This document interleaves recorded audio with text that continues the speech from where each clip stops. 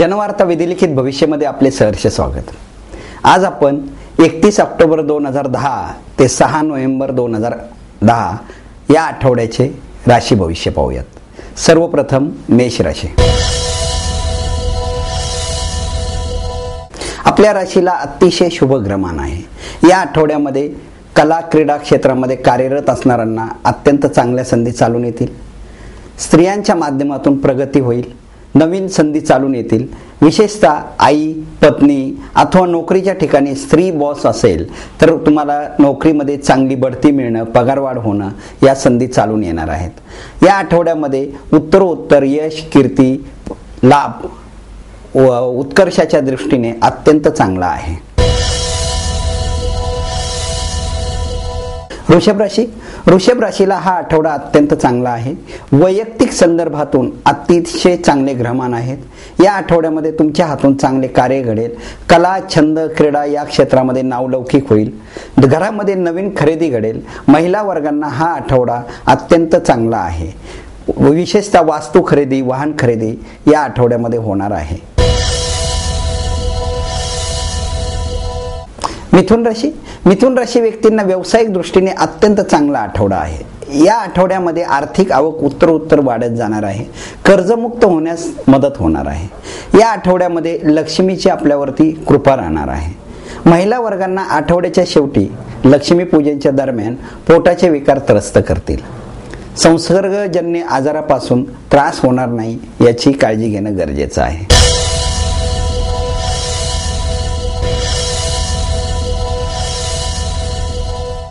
कर्क राशी। कर्क राशी व्यक्तींनी या आठवड्यामध्ये आर्थिक व्यवहार जपून करावेत। सतत आर्थिक ताण वाढवणारा हा आठवडा आहे। कौटुंबिक जीवनामध्ये आर्थिक कारणावरून कलह संभवतात। आठवड्याच्या शेवटी मन प्रसन्न ठेवण्याचा प्रयत्न करा। महिला वर्गांना आठवडा अत्यंत चांगला जाणार आहे। झोर पिढेचा त्रास संभवतो। सिंह राशी। सिंह राशी व्यक्तींना हा आठवडा अत्यंत चांगला जाणार आहे। सतत मान सन्मान वाढत जातील। नोकरीच्या ठिकाणी वरिष्ठांच्या मर्जीतून अधिकारात वाढ, पगारात वाढ होईल। अचानक धनलाभ होतील। आठवड्याच्या शेवटी वैवाहिक जोडीदाराबरोबर मतभेद संभवतात। कौटुंबिक वातावरण प्रसन्न ठेवण्याचा प्रयत्न करा। आठवडा अत्यंत चांगला आहे। सतत प्रवास घडत जातील। नातेवाईकांच्या संपर्कात जाल। या आठवड्यामध्ये मौज मजेसाठी वेळ खर्च करा। कन्या राशी। सतत शुभ घटनांची परंपरा राखणारा हा आठवडा आहे। घरात सतत शुभ वातावरण राहील, प्रसन्न वातावरण राहील। नवीन खरेदी घडेल। आर्थिक आवक वाढणार आहे। या आठवड्यामध्ये वैयक्तिक मान सन्मान, आदर सत्कार घडतील। त्यामुळे सतत प्रसन्न राहाल। आठवडा अत्यंत चांगला आहे।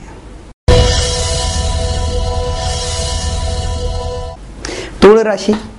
आठवड्यातली सर्वात शुभ राशी तुळ राशी आहे। या राशीच्या व्यक्तींना या आठवड्यामध्ये अचानक धनलाभाचे योग येतील। नोकरीच्या ठिकाणी मन प्रसन्न राहील। वरिष्ठांची मर्जी सांभाळाल। आठवड्यामध्ये नूतन खरेदीसाठी खर्च कराल। आठवडा अत्यंत यशदायक आहे। मात्र लक्ष्मी पूजनच्या दरम्यान संततीला भाजण्या कापण्याचे विकार होतील, त्रास होईल। त्या दृष्टीने दक्षता घेणं गरजेचं आहे। वृश्चिक राशी। वृश्चिक राशी व्यक्तींना हा आठवडा मौज मजेच्या दृष्टीने अत्यंत चांगला आहे। विशेषतः मित्रमैत्रिणींबरोबर चैनीवर खर्च कराल। सरकारी कामामध्ये यश मिळेल। खूप दिवसांपासूनचे एखादे शासकीय काम अडलेले असेल तर ते या आठवड्यामध्ये मार्गी लागेल। एखाद्या भावंडाच्या बाबतीत अशुभ घटना संभवते। अपघात योग आहे।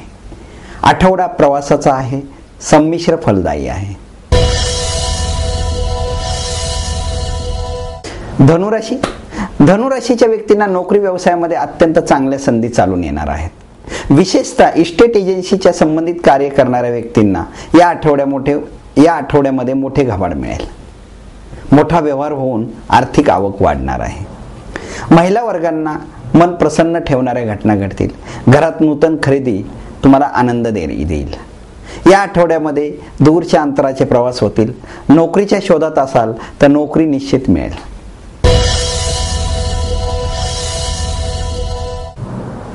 मकर राशी। 12 राशीतली अग्रमानांकित राशी मकर राशी आहे। या आठवड्यामध्ये आपल्या राशीच्या व्यक्तींचे सतत कौतुक होत जाणार आहे। सर्वत्र कौतुक होईल, मान मिळेल, प्रतिष्ठा मिळेल, आर्थिक आवक उत्तरोत्तर वाढत जाणार आहे। त्यामुळे मन प्रसन्न राहील। दूरच्या अंतराचे प्रवास होतील, विशेषतः विमान प्रवास या आठवड्यामध्ये संभवतो। आठवडा अत्यंत यशदायक आहे। कुंभ राशी व्यक्तींना भाग्यस्थानामध्ये होणारी रवी बुध शुक्राची युती अत्यंत शुभ फलदायी आहे। कौटुंबिक, मानसिक, आर्थिक, सामाजिक सर्व अर्थाने खुश ठेवणारे ग्रहमान या आठवड्यात तुमच्या राशीला आलेले आहे। या आठवड्यामध्ये दूरच्या अंतराचे प्रवास होतील, कौटुंबिक वातावरण प्रसन्न राहणार आहे। आठवडा मौज मजेसाठी अत्यंत चांगला आहे।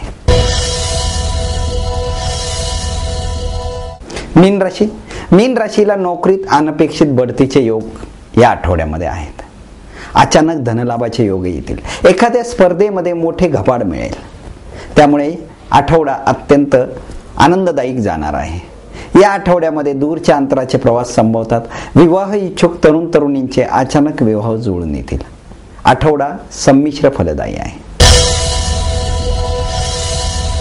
माझं नाव सरदार हरपाल सिंग अहलुवालिया, जन्मस्थान पुणे खडकी मिलिटरी हॉस्पिटल, सकाळी 5:30 वाजता, 1 नोव्हेंबर 1950 1949। हां, माझ्या भविष्यासाठी मी विचारणार आहे।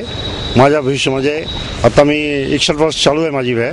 आता पुढचं भविष्य कसं जाईल माझी मुलं मला, माझी बायको आणि मला काय म्हातारेपणाने त्रास देणार आहे का, पुढचं भविष्य त्यांनी सांगावं। तुम्हाला सध्या 8वा शनी चालू आहे। 4/8/2012 पर्यंत शनीची पीडा आहे। त्यानंतरचा काळ कौटुंबिक, मानसिक, आर्थिक सर्व अर्थाने चांगला जाईल। हे 2 वर्षे थोडे संघर्ष संभवतात। मारुतीची उपासना आपल्याला फायदेशीर ठरेल। माझं नाव गोविंद सत्यवान वाघमारे। माझा जन्मदिनांक 1/1/1972। जन्म ठिकाण आहे बीड जिल्ह्यामध्ये पूस या ठिकाणी आणि जन्मवेळ आहे सकाळी साधारणतः 10:30च्या दरम्यान। जन्मवेळ सकाळी 10:30 वाजता।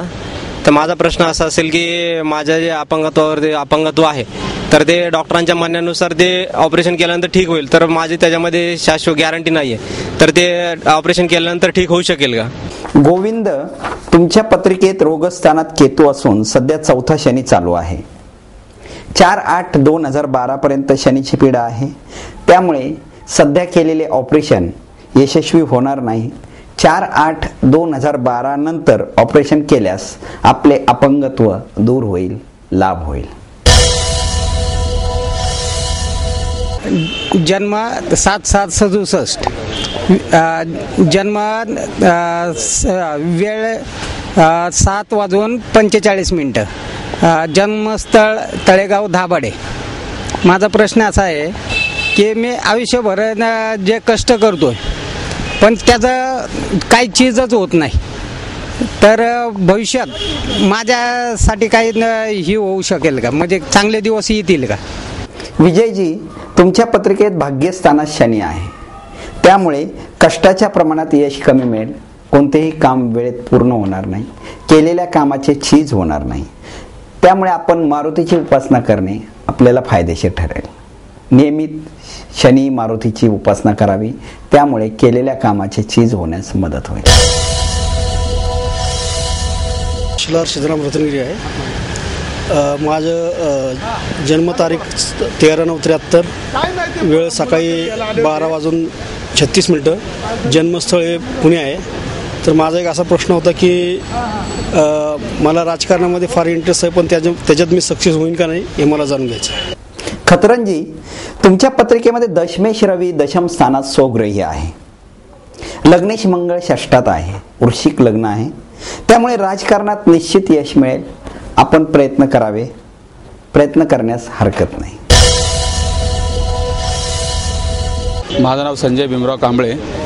माझा जन्मतारीख आहे 12/9/1975 आणि वेळ आहे सकाळी 11ची।